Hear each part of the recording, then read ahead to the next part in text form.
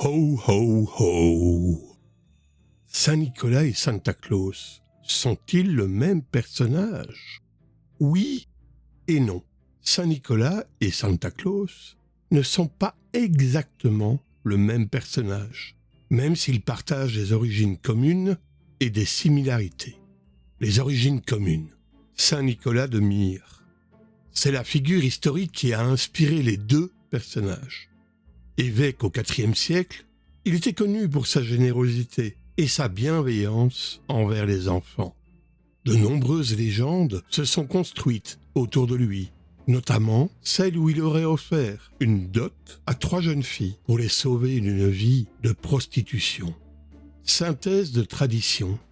Au fil des siècles, la figure de Saint-Nicolas s'est mélangée à d'autres traditions populaires, comme les célébrations romaines, des Saturnales et des mythologies nordiques. Les différences entre Saint-Nicolas et Santa Claus. Date de célébration. Saint-Nicolas est fêté le 6 décembre, tandis que Santa Claus est associé à Noël le 25 décembre. Apparence. Saint-Nicolas est généralement représenté comme un évêque avec une longue barbe blanche, une robe rouge et une mitre. Santa Claus, quant à lui, est plus connu pour son costume rouge et blanc, sa longue barbe blanche et son traîneau tiré par des rennes. Manière de distribuer les cadeaux.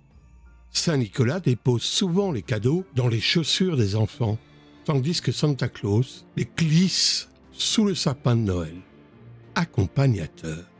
Saint-Nicolas est parfois accompagné du Père Fouettard, qui sert à rappeler aux enfants d'être sages. Santa Claus, lui, est entouré de lutins qui l'aident à préparer les jouets. Santa Claus, une évolution de Saint-Nicolas. Influence des immigrants néerlandais. Aux États-Unis, les immigrants néerlandais ont apporté leur tradition de Sinterklaas, Saint-Nicolas en néerlandais. Au fil du temps, ce personnage a évolué et s'est transformé en Santa Claus, sous l'influence de la culture populaire et des campagnes publicitaires. Un personnage commercial.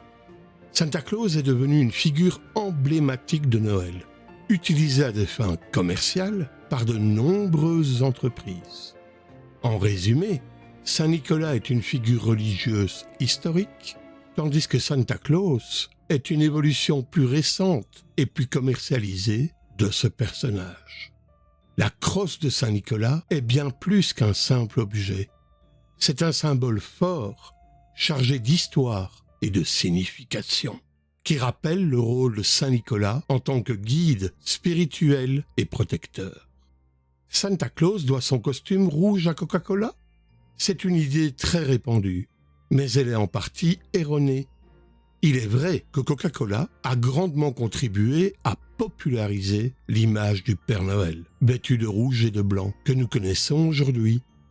Grâce aux campagnes publicitaires de la marque à partir des années 1930. C'est en effet une série d'illustrations réalisées par l'artiste Haddon Sundblom à partir de 1931 qui ont contribué à façonner cette image emblématique. Cette représentation est devenue quasi universelle. Cependant, il ne faut pas oublier que le costume rouge existait déjà. Bien avant que Coca-Cola ne s'empare de l'image du Père Noël, ce dernier était déjà souvent représenté avec un costume rouge. Cette couleur était associée à la fête et à la joie depuis des siècles. Coca-Cola a standardisé l'image. Ce que Coca-Cola a surtout fait, c'est de standardiser et de populariser une image déjà existante. Grâce à ses illustrations et ses publicités, la marque a créé un archétype du Père Noël qui a marqué les esprits.